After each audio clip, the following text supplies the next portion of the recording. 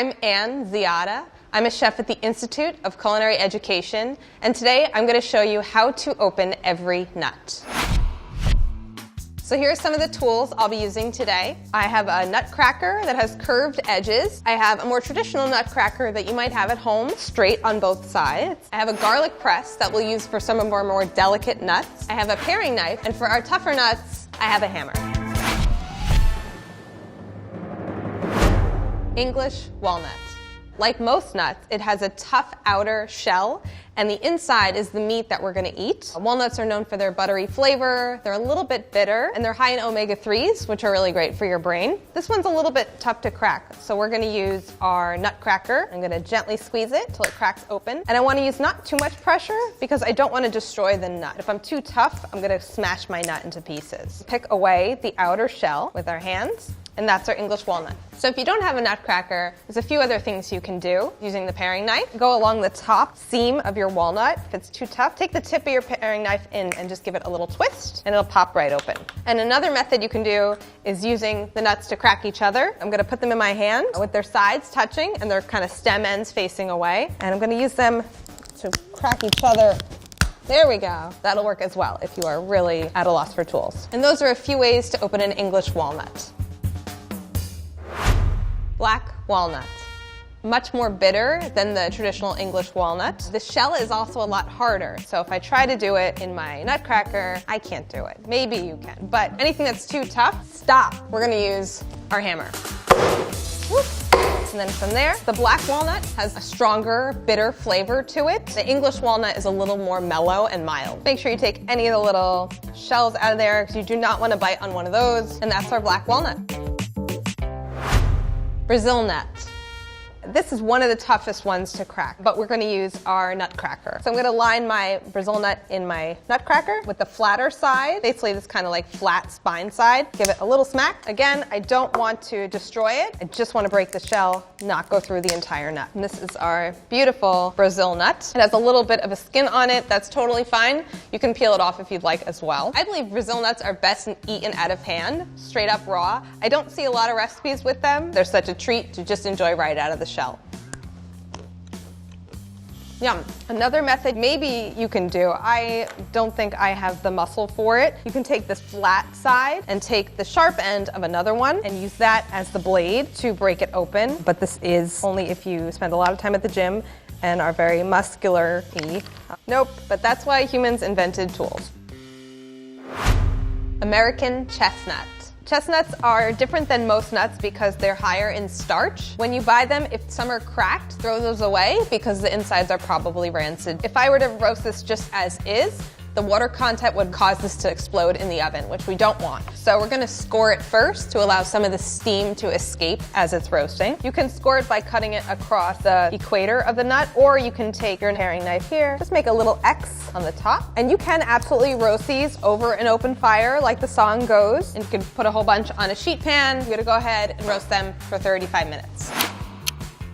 Here are my roasted chestnuts. They look a little golden around the edges. They smell fantastic. I'm gonna go ahead and open my roasted chestnut, taking the shell off, taking that papery skin off too. You can also boil the chestnuts to get the skin off. I like roasting because you're gonna get a much stronger flavor with the high heat. It has that almost like sweet potato caramelized mapley flavor. And that's our American chestnut. Hard shell pecan, or maybe known as a hard shell pecan or pecan, however you say it, all good. You can't get it wrong because there's nothing not to love about a pecan. We're gonna start by snipping off the ends with some strong kitchen shears, and then I'm gonna use pliers to just gently crack around the shell, moving it in a circle. That way I don't destroy the nut inside. I did kind of break it in half. From here, you can take the meat out. Sometimes you'll get little bits stuck in the grooves here. So just make sure you go ahead and check and take those out because those are gonna hurt. They're not gonna taste good. Pecans are most loved for pecan pie, which is probably the most decadent dessert that exists because it's just a slice of rich, buttery goodness and sugar. I think I had a slice of pecan pie a few months ago and I still feel kind of full from it, but it was so good. It was so worth it. And that's our hard shell pecan. Paper shell pecan.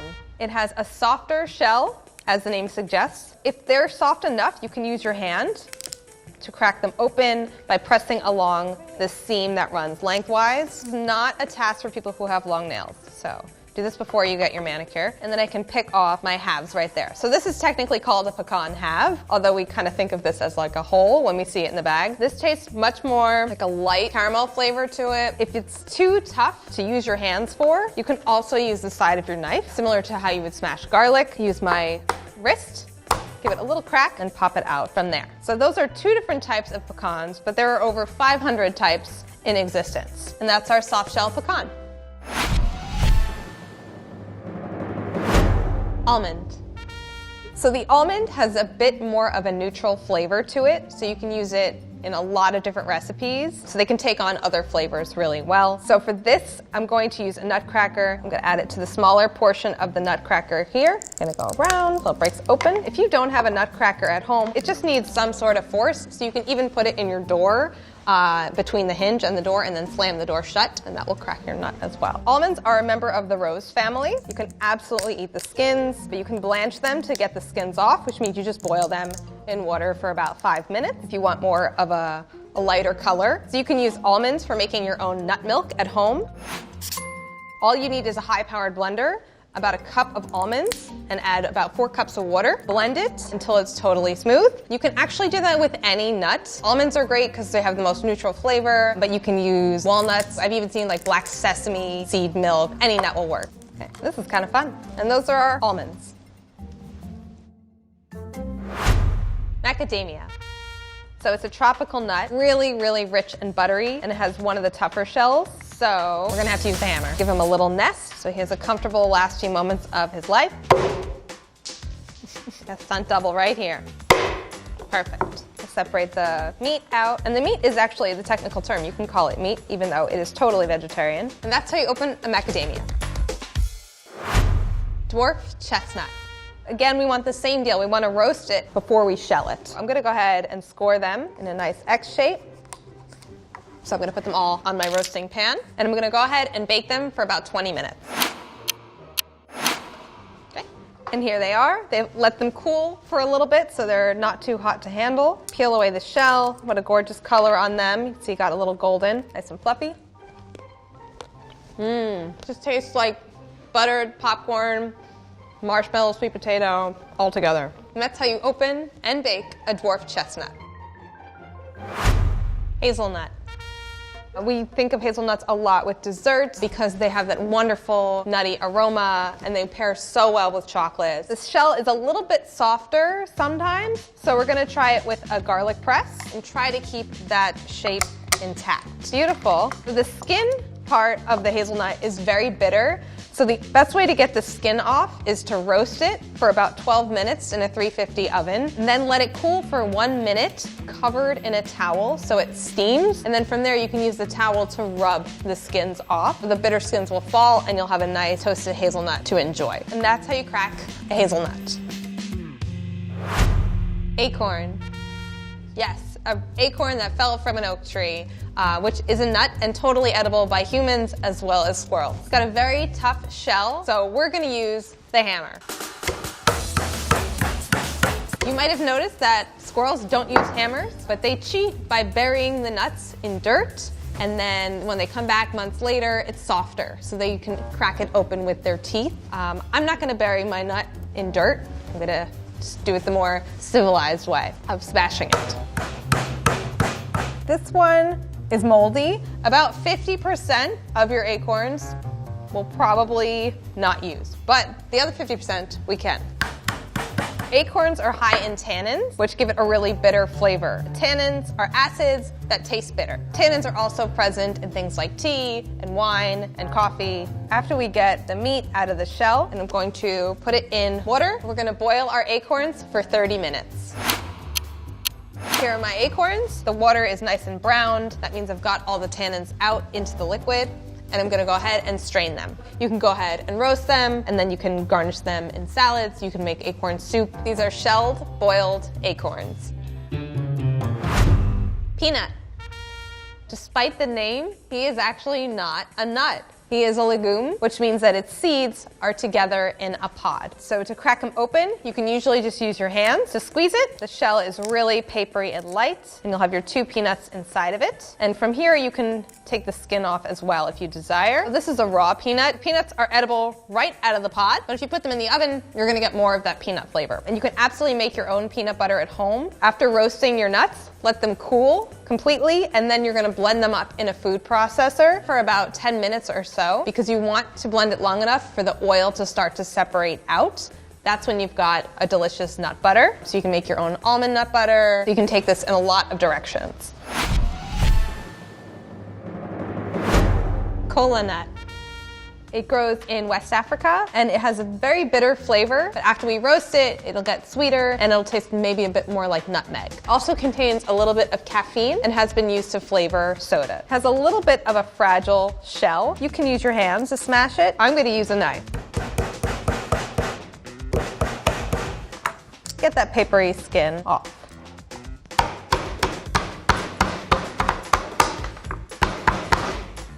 And just rub it off. And that's our kola nut. Soft shell almond. There's a lot of different types of almonds. These you can usually use your hands to peel off of the soft shell varieties. You can kind of twist it gently, and out comes this lovely, long, beautiful almond. These particular soft shell almonds were grown in Afghanistan, so they're longer than our normal almonds that we see at the supermarket here, and they're a bit harder and crunchier as well. Just don't mind me. Gonna be here for a while. Pili nut. This one grows usually in the Philippines, and it's used a lot for candies and brittles. It has a bit of a mild, light flavor to it, similar to a pine nut or a sunflower seed. So these come with a very hard shell on them, and in that case you'll want to take either a knife or a meat cleaver, just score it around its waist, and then from there you can smack it and crack it in half. These are already shelled, so they have a thin skin on them. You can take that off by just gently rubbing it with your fingers. You can see it's very buttery and juicy in the center. And that's our pili nut. Ginkgo nut. The ginkgo has a beautiful white shell and a lovely green inside. It's used in Chinese cooking and has a little bit of a cheesy aroma to it. And to get the shell off, we're going to boil it for about 30 minutes until it slides right out. That's the fastest way to get the shell off. So these have been boiling for about 30 minutes, and I also let them cool just so they're not too hot to work with. I'm gonna strain them out. So if you're able to squeeze them out by hand, you can do that. If they're a little bit tougher, I'm gonna go ahead and get my chef's knife again. The thin white shell comes off, and inside we have this lovely kind of yellowy green fruit. And it feels squishier too, also because it's been boiled. Also believed to be an aphrodisiac, and that's our ginkgo. California pistachio. Usually when you buy it, the shell will be mostly open already.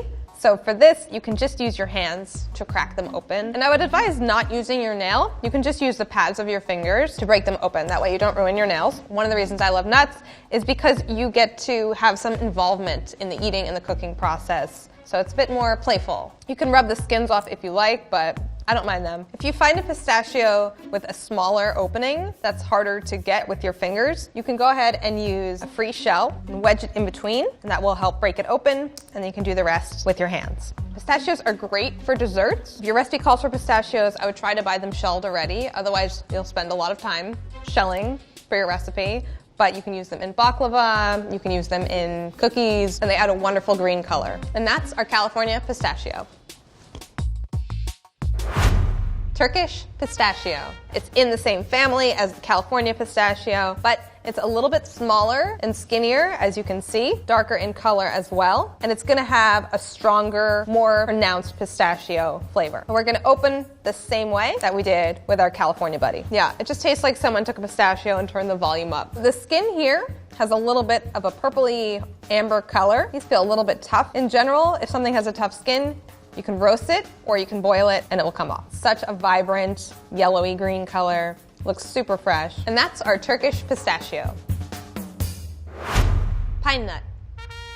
It is the seed of a pine tree, and it does live in a pine cone. There's about 20 or so that are edible or big enough to harvest and eat. Most pine cones are too small to care about. We want to crack the shell. I'm going to use my garlic press. Pine nuts are usually used traditionally in the base for pesto, But you can actually use different nuts in pesto as well. You can use walnuts, pecans, but pine nuts give it such a lovely, buttery flavor. You can see there's a light skin on it. You can always peel that off. They're very fragile. Now you can see why they're so expensive. I'm gonna try the pliers just because I wanna see if I can do like light crack around as I rotate it, like we did for the pecans. I wanna get one that's intact. Nope. So I'm gonna use kitchen shears for the pine nut. So these kitchen shears have a spot here that says herb stripper, and it has these two little holes. That's for us to slide maybe thyme or rosemary through it and release the leaves from the stem. I'm gonna go ahead and slide my pine nuts into that round part there to open up my pine nut. Oh, there we go. The scissors worked. Slide them out. And these are my pine nuts. Young coconut. It's technically not a nut, but nuts in the name, so we're gonna go for it. Tie my hair back. The inside of a young coconut has some water in it, and then the surrounding is gonna be a softer flesh. So to crack this one open, I want a flat surface to work with. That way nothing is rolling around. I'm gonna use a towel just to help stabilize everything. We're gonna open up the top, almost like a pumpkin, right? If you carved a jack-o'-lantern, you have this top part off and you put a candle inside. I'm gonna use the heel of this cleaver to cut around the top. I wanna have my left hand out of the picture, right? Safe behind my back. Take it out, rotate it. All right. Felt some juice pop out. I can use the paring knife, just going in, getting a nice clean, a little bit deeper cut now. You can see the coconut water starting to drip out until I get that center square out. There we go. Now I can pour off my coconut water. Enjoy a lovely, refreshing beverage. Yum. So now that I've got all the coconut water out, I want to break it open and scoop out the flesh. Let's try going down. I'm gonna cut it into quarters. I'm gonna break it into more manageable sizes. And then from here, I want to cut the skin away. This one is browning pretty quickly. It's just starting to oxidize, meaning all the antioxidants present in it are starting to react with the air. So you want to keep it in water until you use it for it to stay fresh. And that's my coconut meat. And that's how you open a young coconut. Cheers. Yum. Mature coconut. To crack them open, we're gonna use our cleaver, and for one last time, the hammer. I'm gonna start by stabilizing my coconut. It'll be a little damp, and I'm identifying these three eyes at the top, and I'm gonna find one that's the softest of the three, and I'm gonna break that one open and get that out so I can drain off my liquid. If you have a strong paring knife, or you can even use a nail and then hammer that in, just anything to get a little drain for us to pour the liquid off. You could also use a giant rock and smash it caveman style. One more thwack should do it. So now that I've got a hole, now I can go ahead with my paring knife, just clean it out, and I can pour off the water. And now to get the meat out, we're gonna use the hammer. Tap it around its equator. There we go. And we wanna separate out the white meat. There we go. So I want to take the hard shell off the meat, and then I want to use my knife, cut it into smaller pieces that fit my paring knife. Just be careful anytime you have a paring knife going toward your hand, and that's the coconut meat. So you can use coconut meat to make coconut milk. You can blend it up, and it's also a great snack just on its own. You'll want to store it in water to keep it from browning, and then consume it within a few days because it is fresh. This is better than like any coconut macaron I've ever had, any pina colada, just fresh from the coconut. I feel like I'm on vacation. And that's how you open a mature coconut. Nuts are such a delicious, nutritious food to eat every day. They are a great source of fiber and protein, minerals. They're a great addition to your diet, whether it's snacking on them throughout the day or adding them to your salads, to your chocolate chip cookies. There's so many things you can do with them. Hopefully you can use some of these methods in the kitchen going forward. Until then, happy crackin'.